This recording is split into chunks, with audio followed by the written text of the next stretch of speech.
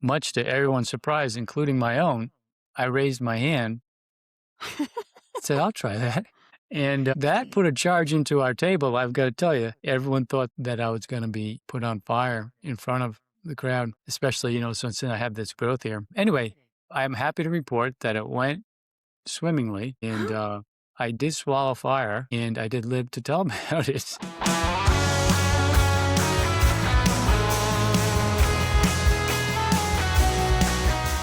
Do you ever feel like you're so busy leading your business that you're missing out on the people who matter the most? Today, we are sitting down with Paul Partridge. Paul is a writer, photographer, and family travel expert whose work has been featured in Forbes and The Washington Post. For over 25 years, he's been designing global travel experiences that bring people back together. Today, he's showing us how to step away from the daily grind and reclaim what he calls the gift of time together. Before we dive into that, did you know that we have a free community of spirit-led leaders just like you? Head over to authenticvoiceleadership.com right now to join the conversation and grab all of the exclusive resources from today's guest expert. All right, Paul, welcome to the show. Well, I'm so excited to have you on Authentic Voice Leadership, Paul. I'm so glad you're here. Thanks. Do you want to just dive right in and tell us a little bit about why you got into the work that you do? Yeah, so I tend to focus on group travel, and I think it's because, from my perspective, those are the moments that tend to matter most. So whether it's family reunions or milestone birthdays or anniversaries or trips with your college buddies or whatever, it's just when I have free time, that's really all I think about is how do I get together again with those folks. And I would say it's also what I know best, So for the last 25 years, I've been organizing these kinds of trips for families and friends. So I've seen firsthand what works, what doesn't. And I think the number one thing I realized that it's not about the place or the destination. It's really about having the chance to be together in a way that doesn't happen often enough. Mm-hmm. And so I'm not just planning trips. I think about it as designing time together in an amazing place, hopefully with some unforgettable experiences thrown in and, try to make it feel natural and unforced, right? So I think it's let people think about me as a travel planner or advisor or whatever, but I think it's more about creating the conditions for meaningful time together. I love that so much. And because I've met you and because we've talked before this podcast, and I'm so impressed with your life's work and what you've done and what you're doing now, I'm going to go a Thanks. little off script. Yeah, okay. I would love for you to tell a little bit about like the story and your journey on how you got here, because we were talking before about your background, if you're willing, your background in the advertising arena and how the rat race of it all and where you came to be like, I just want this connection and I just want to walk forward into something very much enjoy. And because our audience is business owners, I think that journey is so valuable to hear. Would you be willing to talk about that? Yeah, sure. We can talk about it. I was in the advertising world for a number of years. I worked on Madison Avenue in New York, which is kind of sort of the epicenter or the mecca for some folks' way of thinking. And I've done a number of things, but it's funny. Whenever I had downtime, when I wasn't working, I was always thinking about what's the next trip are we going on. Yeah. Right. And I thought, so I had a business that I ended up selling. And then I thought, well, what are we going to do next? It was, hey, why don't we do that thing that we always thought about doing when we were working? Right. Mm-hmm. And, I had been doing, obviously, our family have been taking these kind of trips for many years. Luckily, we've been very, very blessed. But, I started doing it for friends. They were hearing about our trips and saying, hey, can you do it? And I thought, whenever I go somewhere, I think you're like this too. If I go somewhere and I have a fun experience or something that I wasn't expecting or was really a big wow, like the first thing I think of is who else can I share this with? Who else can I show this to? And that was kind of the impetus of a lot of the trips. And then we started sending people and they came back with stories that were even better than ours. Oh, that's So that's awesome. kind of how it started. I'm trying to, that same kind of connection and wow and wonder moments that I have, I'm trying to just share that with other folks. That's what I really want for people. That's awesome. And so like you've spent all this time traveling. You spent so much time in the rat race and you did so good about getting away to the trips. Not everybody does that super well. People will get into the zone and then forget to Yeah. enjoy life in the midst of all of it. And I know that as you've spent so much time in your life writing, doing photography, doing all of these things that make you who you are.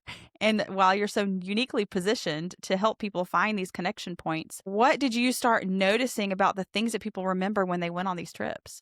Yeah. I think the thing that really started to hit for me, Leslie, is that most people plan trips the same way, which is okay, let's pick a destination, find a hotel, and then just try to build everything around it, catch as catch can. And at some point, I realized, this approach is backwards.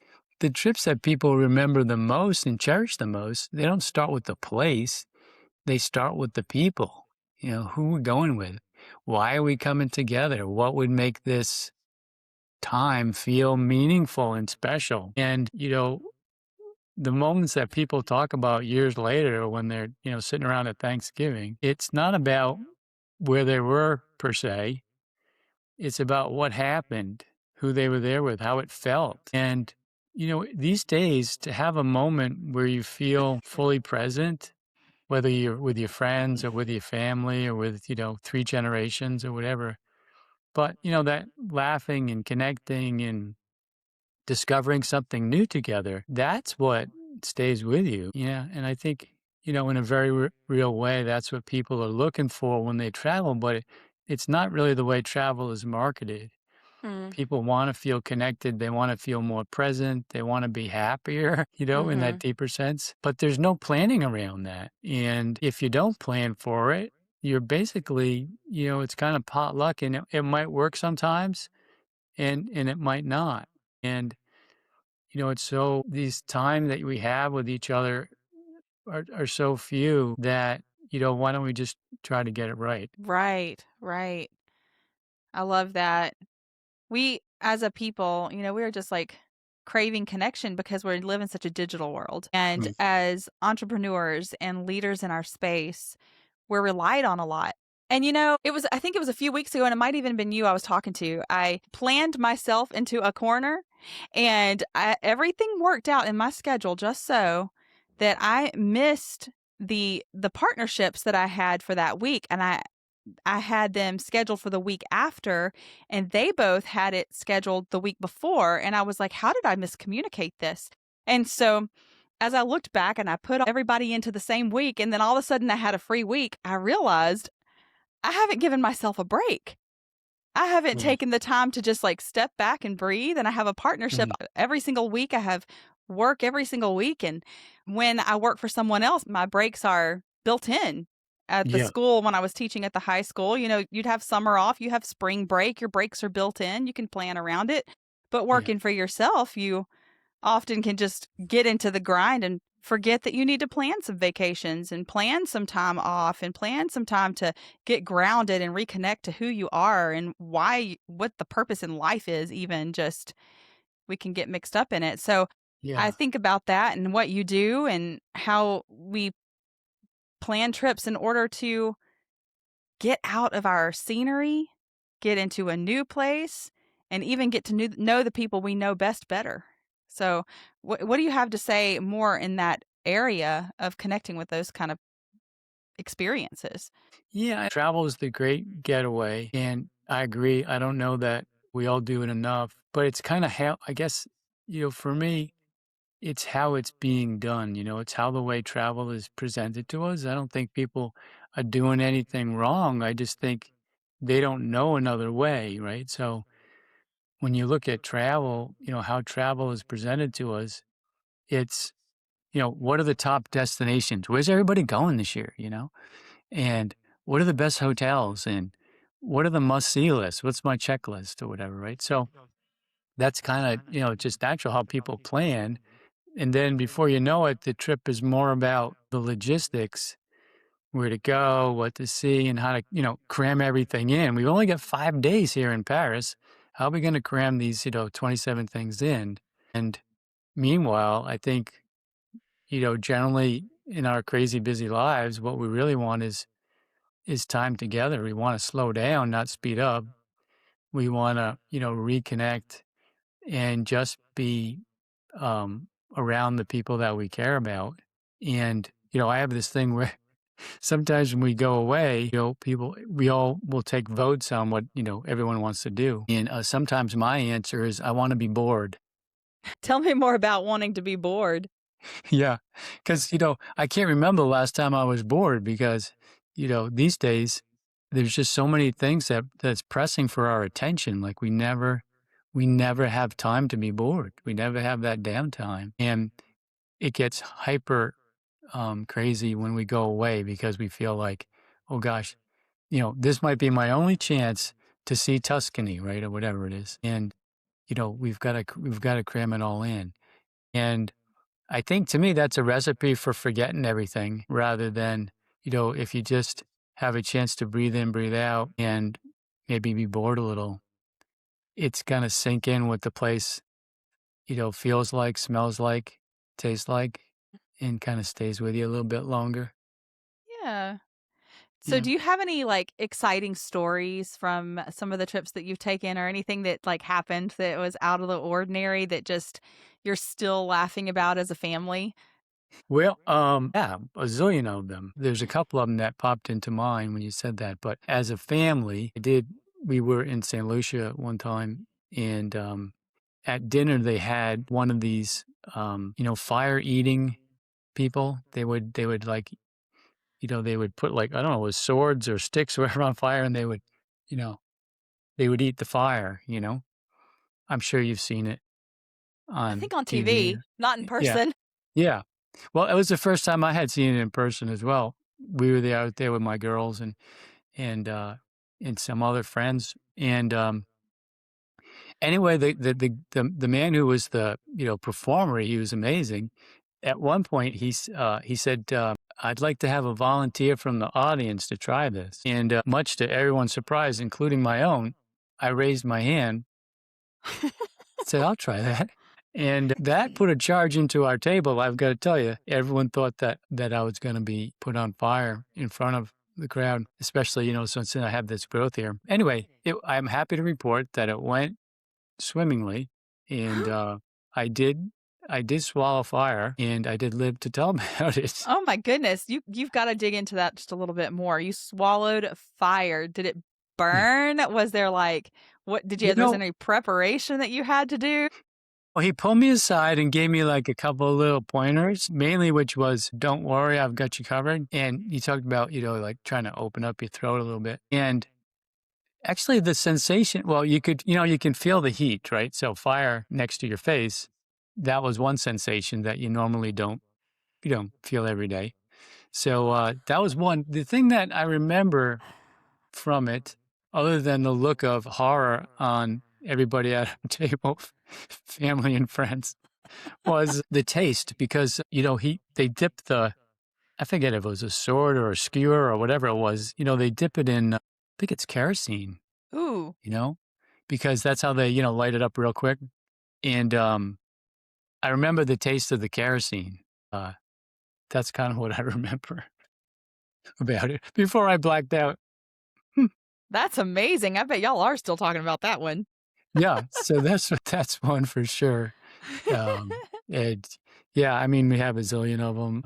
Just trying to think of another one. We were down in the Galapagos, and that was really nice. And what I remember from that was getting to swim with some sea lions, Oh.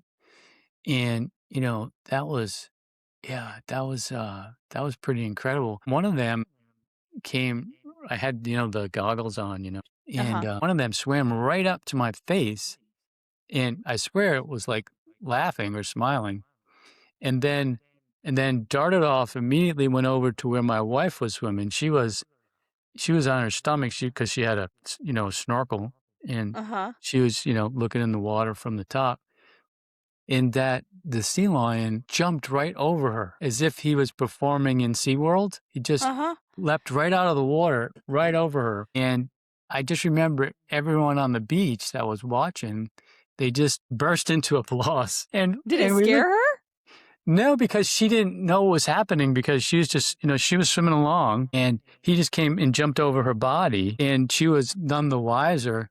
But, you know, I just jumped out of the water and looked at, some of the folks at the beach, and I was thinking, wait, did that just happen? It was just one of those moments. It was just, surprise and pure joy, and, your mouth is just hanging open in awe. And, I mean, that's again going back to my first thought was, who can I share this with? Who can I Right. bring?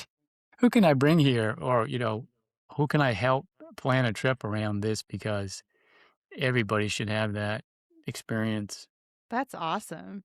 Yeah. So, you have a resource for people who are wanting to get away and reconnect with their family and to make this a gift of travel and to be together as a family, make those deep connections. Can you tell us a little bit about what that's about? Yeah. Yeah. So it's called the gift of time together. And that's kind of that's what all our trips are about. And we're trying to help people spend more time together and do it in a extraordinary place, in a beautiful private home. And the guide is just a short little guide, and it's 3 steps about how to give the gift of time together in a really meaningful way. And yeah, I'm happy to share with the audience. That's beautiful.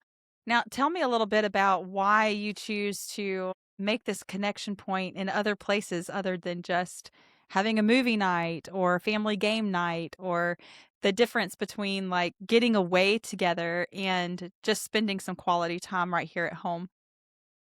Yeah, and I don't think one necessarily replaces the other. But when I was a kid, I grew up in New England, and we used to, my dad, always had the same 2 weeks, and we'd get in the car and we'd drive to Cape Cod, which is about an hour and a half from where we lived.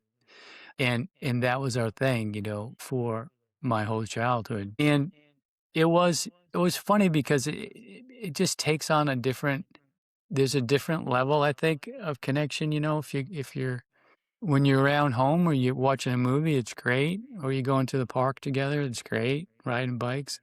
When you're somewhere that you haven't been or you don't know, you all get to discover it together. So when you share an experience together, you don't really think about it, but it actually is creating a stronger bond. That's good. You have a you have a shared memory, number one. But there's just also that thing of like, remember when, from that point on, you can say that. Remember when we did that? Remember when we had that thing happen to us? And it's not about, let's spend a lot of money. We were on a trip, and the thing that I noticed, we went to Greece. We were in an island called Paros. We stayed in an amazing place. The home was absolutely drop dead beautiful. And it came with, we didn't, so to speak, order this. The home just came with a chef, which was, if you rented the home, the chef just came with it. And so, we didn't say no to that. We said, Right. this is pretty great. Right. And, over the course of the week, we got to really know the chef. He was wonderful. And, I don't know, did we like him more than he liked us? I don't know. It doesn't matter. We all just get along wonderfully. And by the end of the week, he said, before you go, I'd really love to show you where I live. He lives in a farm. He had a family farm. He said, would you be open to coming to visit my farm? And of course, we all said, of course, we would love that. Let's go right now. And so he took us to the farm. We spent, you know, I don't know, a better part of the day on his farm. And of course, he had chickens and he had dogs and he had pigs, and he had, a huge garden, and he had a well. We were drinking from the well water. And he had fruit trees, and he just was so proud to like show us around. It was, it wasn't on any checklist. It wasn't on any, Google list of these are the 10 things you should do in Paros. It was, spontaneous and unscripted and really, amazing. And I see in the years since, it's, when we talk about that trip, that's the thing. That's the thing that everybody talks about. That's awesome. I love And that so much. The stories that you bring home after you've connected as a family. I can remember I probably shouldn't tell this on a podcast, but I have a hilarious story. I love it already. So I lived in England for a certain period of time, and oh my gosh, maybe I shouldn't tell this on a podcast, but I'm going to tell you anyway. Just between us. It's just between us. But my sister came to visit when I was living in England, and we wanted to travel around the countryside some more. And so, being that we're from the South, we just, this was all new terrain for us. There was so much to see, so much to do. And she was there on a trip with her chorus from high school. So they went like on a school trip. And I was there because my husband and he was military, and we were there on a military assignment. And I had all our passports and all the things. We were all good to go. And then I was pregnant with my 21-year-old son at the time. So this was a long time ago. And we met up and decided we were going to go take the train to Paris and spend the day in Paris. So it was a day trip, early morning train ride over, late night train ride back. And my sister and I are almost identical. We are not twins, but you would think that we might be if you didn't know us very well. We look so much alike. And we get to the line, we get to the train station, we're standing in line on our way to Paris, and I realized that I had left my passport at home. Bad idea. Yeah. Well, we have this amazing story in our back pocket because my sister and I look so much alike. She went through the line, slipped a couple people back, handed me her passport, and I got right through the country with her passport. That's so good. And we spent the day in Paris, and I was scared to death I wasn't going to be able to get home. Yeah. I get on the other side, and we did it again. I got back home. I don't think you could get away with that these days, and that's probably an illegal thing to talk about, but that I snuck into another country on my sister's passport. But statute of limitations, I think, is over. Yes. It was like 21 years ago almost, because I was pregnant with my 21-year-old. So it was a long time ago, but it's a story that we laugh about still. Like, how in the world how do I sneak into another country? That is good. Yeah, you're very unique. There's not many people that could ever do that. But That's I just great. remember those connections that we made, and the laughs about it, and the fear around it. It was almost like nervous laughter. Oh my gosh, did we actually just get away with that? And how in the world did that happen? And we still talk about it 20 years later. So I can see why. I mean, that's amazing. I love it. Oh goodness. So tell me, what's the difference? Like when someone's traveling together and just making it memorable versus making it meaningful. And so that those connections are things that last. Like you have these stories, I have these stories. And when we come back, they're conversation points, and we want to talk about those things. And how do you see that being the difference between just meaningful or just memorable, or both? Yeah, so I would say a couple things. One is that I would say that a nice trip checks the boxes. There's probably a pretty place that you're visiting. It's a nice hotel, maybe good food, and you enjoy it, but it doesn't really stay with you. And we have a little test that we kind of give to all trips. We call it the 5-year test, and it's, what are you talking about 5 years later? And the trips that you end up talking about 5 years later tend to do a couple things well. Number one is they bring people closer, and they create moments that make you feel something. That's the key thing, is feel. And our brains are wired, more to feelings than to anything else. And so we're thinking about that, and we actually tried to figure out how to kind of quantify that a little bit. Uh-huh. So we came up with this thing. We have two little measurements. One's called a connection quotient, and the other one's called a meaning meter. And I know that that sounds a little bit technical or nerdy, but it's really just a way of asking, how naturally does time together happen throughout the day? So, does the experience create moments that people will actually remember and talk about like 5 years later? And yeah, we found it's a helpful way to look at trips. We go into it a bit deeper on the website in terms of how we figure out the numbers and everything behind it. And, anybody that wants to visit us at travelvillaguide.com, they can find out more information about that there. That's awesome. Well, I would love to hear anything else you have to say about these experiences and how that gets you in touch with the alignment of your inner voice and your outer expression so that we are fully aligned in our most authentic selves and that we are radiant leaders and how our experiences are part of who we are and they become part of us. They become part of the way we present ourselves to the world. And can you talk to that just a little bit before we go? Yeah, and I think this is something that really I don't see get talked about so much, but when you have a one-on-one with people and you ask about it, I think people are feeling this same way. Life gets busy and people are in different places. They have different routines. They're pulled in a lot of different directions. And it's surprisingly hard to find time where everyone's just together, not rushed, not distracted, not on their phones, just present. And when that does happen, when you can create the conditions that allow that to happen, I think something shifts inside of us and you get to have conversations that you normally wouldn't have. You laugh, you share moments that you didn't necessarily plan. And that's the thing that kind of sticks in our noggin, Mhm. because at the end of the day, it's that, what do the experiences make us feel? It gets back to that word feel. You feel more connected, you feel more like yourself, you feel happier. That kind of is the framework for our thinking of the gift of time together. That's good.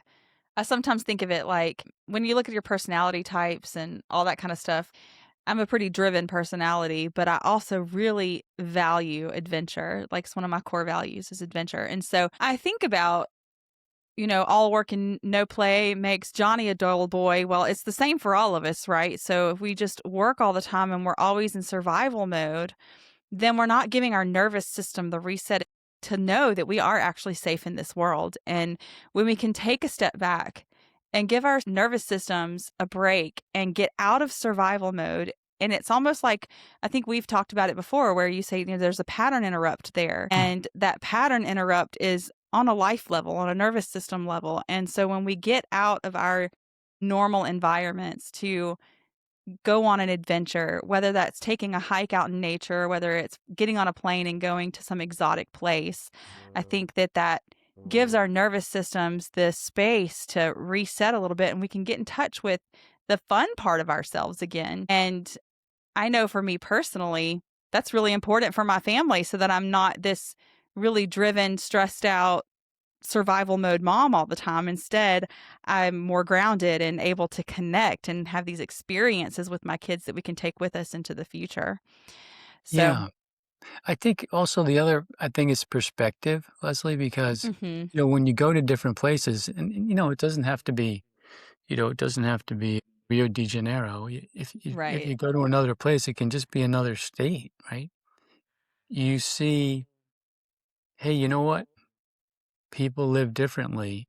And, there's a lot of people out there that do have a kind of a more calm and less stressful, I would say, existence than we tend to have. Mhm. And that's really inspiring when you see that, you say, oh, wow, it's really possible. I It's love really that. possible to do this. I love it. And, you see, and you find out, these are people that live to 100 too, Mm, yeah, I and heard about that like down in the islands. I had a student the other day talking to me about he's from Colombia and he was telling me he missed Colombia because they had an unhealthy lifestyle too. They drank, they partied, they ate things they weren't supposed to eat, but they lived long lives because they didn't have the stress levels. It was island life. They enjoyed their fast cars and their afternoon naps, Yeah. and friends of ours that live in Puerto Rico for the same thing. The island life is just a different pace, and I think that that is something very valuable that we can learn and take with us from things that people do in other cultures that are maybe even healthier than how we do it and gives us another paradigm to live from. Yeah. Yeah, Yeah. absolutely. I agree. That's Yeah. awesome. Well, Paul, I have super enjoyed spending some time with you this afternoon talking about all the things that we can do to connect and step outside of our normal. And I am so grateful that you took the time to chat with me today. Yeah. Well, I loved it. I would just say one thing I didn't close the loop on. We Yes, mentioned please. the guide, and I don't Hmm. know that I gave away if people actually do want to see it to get it. And it's pretty simple. It's just the word gift dot travelvillaguide.com. That's where they can go and get that for free if that's something they're interested in. That sounds wonderful. And I'll have it in the Yeah. show notes too, so that Oh, everybody nice. can, that is interested in looking at this gift of not just gift of travel, but the gift of a reset of our nervous system and the gift of connection, the gift of connecting with ourself again and the people around us that we care about most, and connecting with people outside of our circle too. I think that's really important. Yeah. Yeah. Yeah. Time together is what I mean, just more people I meet, the more I hear is the same thing. Just Mhm. what do you really want? Well, you can't get time, right? You can buy a lot of things, but you can't buy time. Amen. That's so Yeah. good. That's so good. It's our one non-renewable resource. Yes, exactly. Yeah. Exactly. I enjoyed it. I really didn't think I'd be talking about swallowing fire, but I'm glad we did, and I'm glad I heard about how to get across the border if I don't have my passport. It's good. Just have to find a twin. That's all. Great. Yeah. Oh my goodness. It's fun times. You can have so many fun stories when you talk about places you've been and experiences you've had. It's really fun. Yeah.